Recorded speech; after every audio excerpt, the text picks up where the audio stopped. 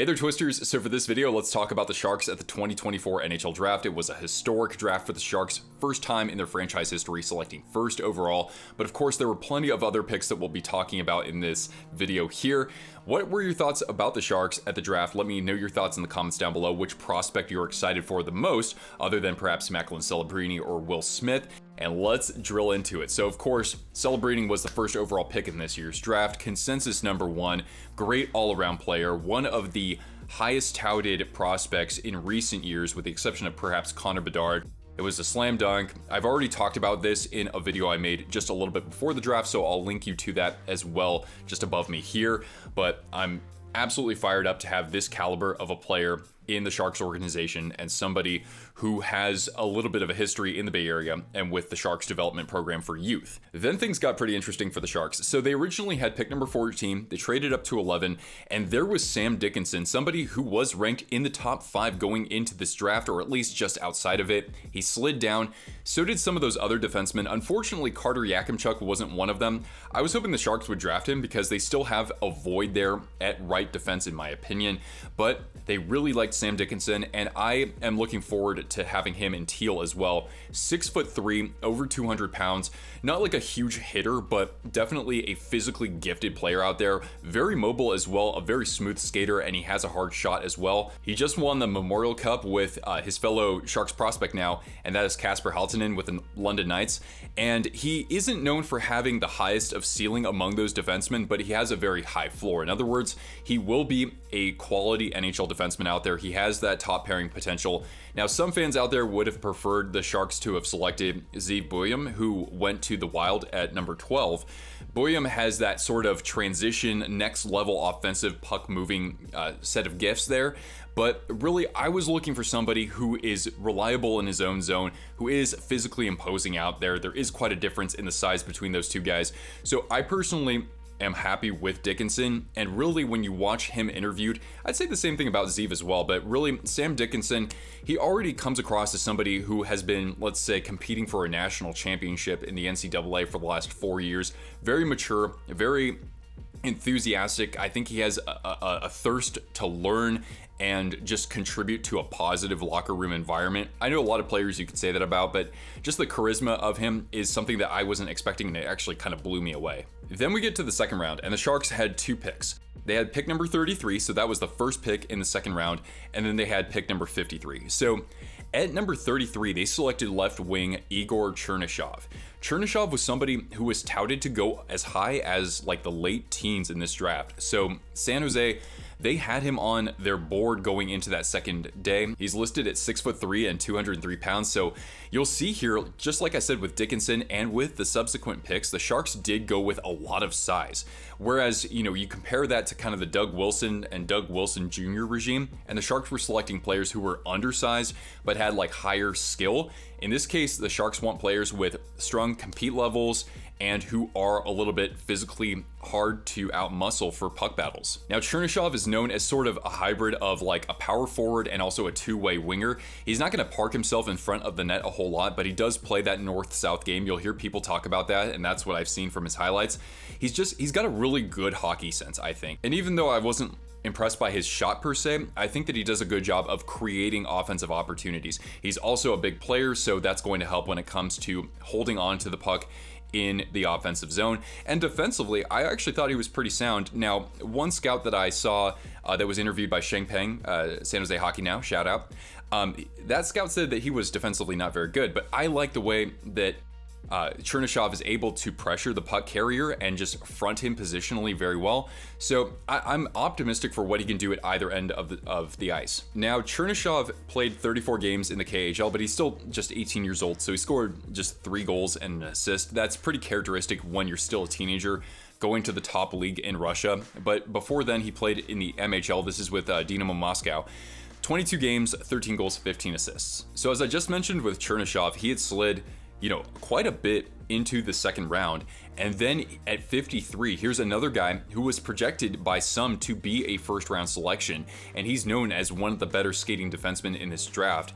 And that is Swedish defenseman Leo Salin Wallenius. He's a left-handed defenseman. That's going to be one thing interesting to observe with the Sharks. They're very stacked at left-hand defense, but right-handed defense not so much, but they did make a couple picks. We'll talk about them in just a minute here. So Salim Wallenius is someone who, while I did see him critiqued for not being able to potentially process the game at the NHL speed going forward, he does have an overall good skill set. He's able to break out the puck, as I mentioned his skating earlier. He led his team in scoring this past season. That is with the Vaksho Lakers, the under-20 team, even though he's still just 18 years old. He led his whole team with 11 goals and 31 assists in 43 games. He also was an alternate captain in international competition. He's built at 6 foot 183, so not a big defenseman. We'll get to those guys in just a moment here. I had seen him ranked anywhere from like 27th. There were a couple mock drafts that had him going to the Hurricanes, to as far as like into the late second round, if not the early third round. Now the Sharks' left side looks like this. You have, of course, Sam Dickinson, as I mentioned earlier. You have Shakir Mukhamadullin, who was drafted a few years ago by the Devils, came over in the Timo Meier trade, had a really productive season, his first full year with the Barracuda, so that's great to see. You also have Luca Cagnoni, who was arguably one of the biggest steals in last year's draft, had an awesome year with the Portland Winterhawks, and Henry Thrun, a couple years older, and of course he played with the Sharks this past season. He also just signed a qualifying offer, or he's about to stay on the team. So there's a lot of competition at that level, and hopefully Salim Wallenius will have an opportunity to compete for a spot later on. He's not projected to be a top pairing defenseman necessarily, but he will help strengthen that overall defensive core in the near future, let's hope. Then in the third round, the Sharks had pick number 85. They traded up for pick number 82, and they selected Carson Wedge. He's a right wing from the Calgary Hitmen of the WHL. He's listed at 6'2", 203 pounds. He actually played with Macklin Celebrini from age, I think, 4 through 12, so he is pretty familiar with him, although the scouting team said that was purely coincidental. They didn't know that until after they had spoken with him following drafting him. In 67 games, he had 25 goals and 25 assists. He wasn't touted as like the highest ceiling player at this point in the draft. His floor, though, would probably be a fairly reliable, physical, tough fourth line player like a Brendan Lemieux. But at the other end of things, he liked to compare his game to Dakota Joshua, who's looked really good the past couple years with the Vancouver Canucks. Personally, I thought he reminded me a lot of Josh Anderson when he was on the Columbus Blue Jackets. So a fast, physical kind of wrecking ball of a forward. So as I kind of said earlier, this is another guy with a high compete level who does kind of get in your face. The scouting team liked him quite a bit, and he does add some speed out there as well.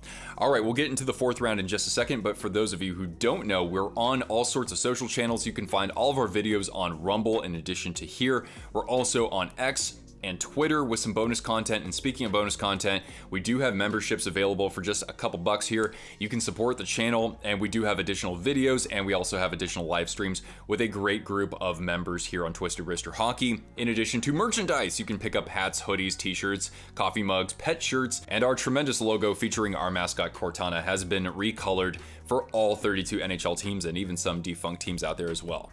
All right, let's move on to round 4. So with the 116th pick, the Sharks selected Swiss-born goaltender Christian Kirsch.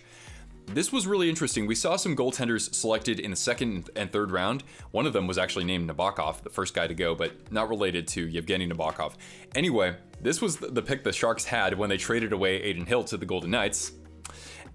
No more about that. And even though this was in the fourth round, the scouting staff said that this was their highest rated goaltender. They really wanted to go with athleticism, that raw ability, but the thing is that this is going to take several years to develop. So the guy didn't have to be putting up spectacular numbers in college hockey or something like that. Now Kirsch is listed at 6'4", 192 pounds. He's 18 years old still. He'll play in the USHL next year with the Green Bay Gamblers, and then the following year in the 25-6 season, he'll start at UMass. He played in the U20 league in Switzerland and had great numbers there. I know Swiss hockey is not exactly like world-class hockey, but it's getting better over time. He also played in the World Juniors for the U18 team as well. Not great numbers, but again, just the competition is going to be better when they're facing teams like the States and Canada and whatnot. And the Sharks ended up taking another goaltender at the end of this draft, but before then, they had 2 picks in the 5th round, and they went with 2 right-handed defensemen, big guys. So as I mentioned earlier, the Sharks still have that void at right-handed defense. I don't think that these guys are going to, push for a top 4 spot with the Sharks, but even so, I like the size that they bring. But the idea here is hopefully they can push each other and other guys at that position for jobs with the Barracuda for jobs with the San Jose Sharks potentially as well. So the first guy here is Colton Roberts. This is another guy who played with Macklin Celebrini and Carson Wetch, that forward that we had in the third round there. Most rankings had him inside the top 100. Sharks got him at 131. The Hockey News actually rated him at number 59. He had 7 goals and 20 assists with the Vancouver Giants. The other guy that they took at 143 is Nate Miskey, a right-handed defenseman, known for more of his physicality. Not as much as known about him. He didn't really grade out in too many of the rankings out there. I heard that he has a little bit of inconsistencies with his competitive drive, but relative to the other prospects at this point in the draft, he does have some physical abilities out there. And actually, this guy was eligible for last year's draft. He obviously wasn't selected, so he is an overage defenseman in the WHL.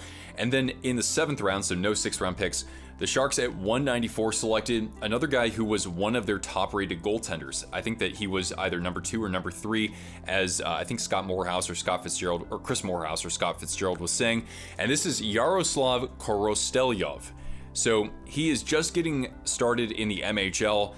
There isn't that much known about him, but I did see, a couple of stat lines where he had a 925 or a 926 save percentage. He did have an injury this past season. A scout noted that he is actually pretty darn underrated at this point in his career. So I figure, yeah, if we're gonna, take a shot on this guy, we have pretty much nothing to lose there. So overall, when it comes to this Sharks draft, the scouts out there from other teams are saying that the Sharks, maybe not a grand slam, maybe not an A+, but of course they got the best guy in the draft. They got a lot of value there with Sam Dickinson.